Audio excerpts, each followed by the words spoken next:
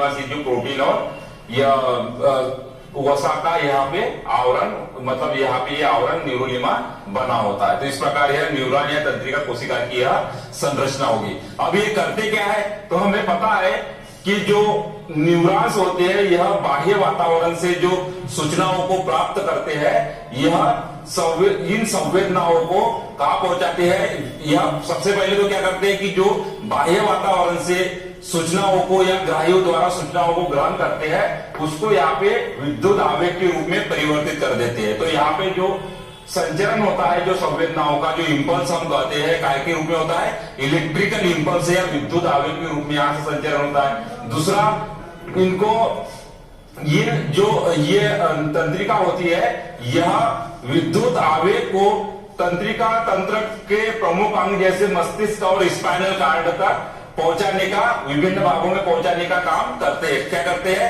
उस electrical impulse को तंत्रिका तंत्र के जो प्रमुख भाग होते हैं, जिसको कि हम मस्तिष्क तथा स्पाइनल कार्ड कहते हैं, उनके विभिन्न भागों तक पहुंचाने का काम करता है। इसका दूसरा काम हो गया। तीसरा, जो मस्तिष्क और स्पाइनल कार्ड के द्वारा जो प्राप्त सूचना होती है या जो मतलब जो आदेश मिलता है मस्तिष्क से, उनको वहां से उस अंगों तक पहुंचाने का काम भी करती है। तो जो उस सूचना को मस्तिष्क तक पहुंचाते हैं उसको हम सेंसरी नर्व कहते हैं, और जो मस्तिष्क से सूचना उन अंगों तक पहुंचाते हैं उसको हम क्या कहते हैं, चालक या मोटर नर्व कहते हैं।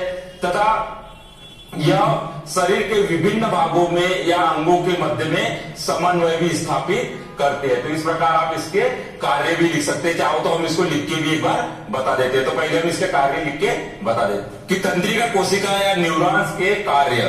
देखिए, पहला कार्य वही बाह्य वातावरण से प्राप्त सूचनाओं या संवेदनाओं को विद्युत आवेग में बदलना। ये इलेक्ट्रिकल इंपल्स के रूप में संवेदनाओं का इसमें आवेग या विद्युत आवेग के रूप में क्या होता है, सूचनाओं का ट्रांसमिशन होता है। दूसरा, इन विद्युत आवेग को तंत्रिका तंत्र के प्रमुख अंगों, जो कि सेंट्रल नर्वस सिस्टम के भाग है, तंत्रिका तंत्र तथा मेरुरज्जु के विभिन्न भागों तक पहुंचाता है।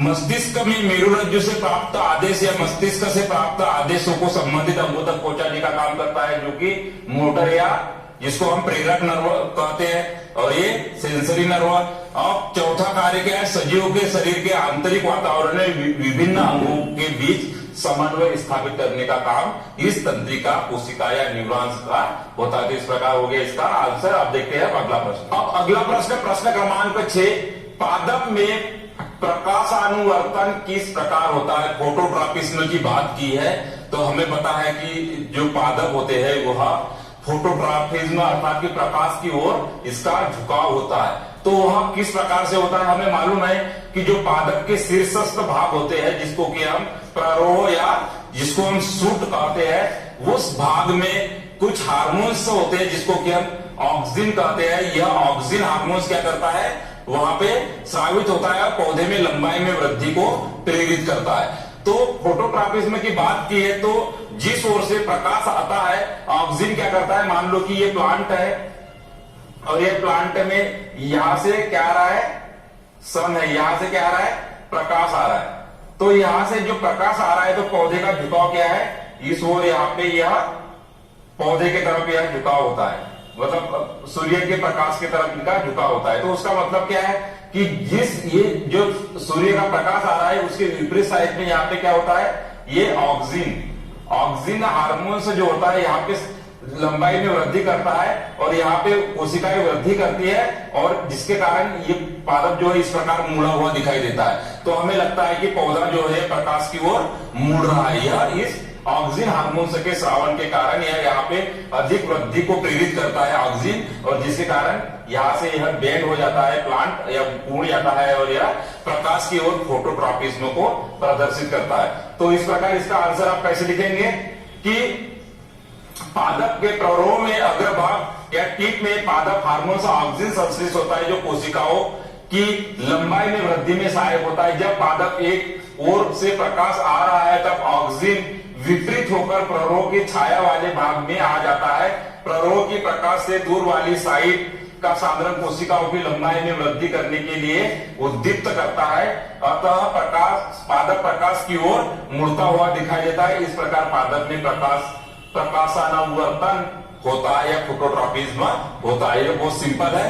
अब देखते हैं हम अगला प्रश्न। अब प्रश्न क्रमांक 7 और प्रश्न क्रमांक 7 में पूछा कि मेरुरज्जु आघात में किन संकेतों के आने में व्यवधान होगा। अगर मेरुरज्जु या जिसको कि हम स्पाइनल कार्ड कहते हैं, इसमें आघात या किसी प्रकार से कोई क्षति होती है या इसमें होता है तो क्या व्यवधान हो सकते हैं। हमें पता है कि मेरुरज्जु बहुत महत्वपूर्ण है हमारे शरीर में। जो एकाएक जो दुर्घटनाएं होती है उसमें तुरंत जो एक्शन या जिसको कि हम रिफ्लेक्स एक्शन कहते हैं, इसमें बहुत महत्वपूर्ण इसकी भूमिका होती है। मतलब मस्तिष्क के पहले यह एक्शन लेने का काम करती है या प्रतिक्रिया दिखाती है। तो इसका आंसर क्या लिखेंगे? मेरुरज्जु आघातों में बाहरी आघातों, दुर्घटनाओं, आक्रमणों एवं विभिन्न प्रकार के खतरों से संबंधित संकेतों के आने में व्यवधान उत्पन्न होता है, अर्थात वो जो क्रिया होगी वह संभव नहीं हो पाएगी। इस प्रकार आप इसका आंसर लिख सकते हैं। अब देखते हैं अगला प्रश्न। प्रश्न क्रमांक 8, पादप में रासायनिक समन्वय किस प्रकार होता है। बहुत सिंपल सा क्वेश्चन है। हमें पता है कि जो रासायनिक समन्वय पादपों में ही होता है, क्योंकि इसमें तंत्रिका समन्वय इसमें अनुपस्थित होता है। तो इसमें जो हार्मोन से स्रावित होते हैं उसके द्वारा यह पादप समन्वय होता है। हम ये लिख सकते हैं कि पादप में रासायनिक समन्वय पादप हार्मोन के स्रावन के द्वारा होता है। बिल्कुल छोटा सा इसका आंसर है। अब देखते हैं अगला प्रश्न। अब प्रश्न क्रमांक 9, एक जीव में नियंत्रण एवं समन्वय की क्या आवश्यकता है। तो हमें पता है कि हमें शरीर में जो विभिन्न प्रकार की उपापचय क्रियाएं या जिसको अनुरक्षण से संबंधित जो कार्य होते हैं उसके लिए काफी सारे अंग एक साथ मिलकर काम करते हैं। तो एक समय में ये सारे जब काम करते हैं तो इनमें आपस में समन्वय होना अत्यंत आवश्यक है। और इन सभी को नियंत्रित करने वाला भी कोई हमारे शरीर में अंग चाहिए जो कि सभी के कार्यों को नियंत्रित कर सके। तो हम क्या लिखेंगे?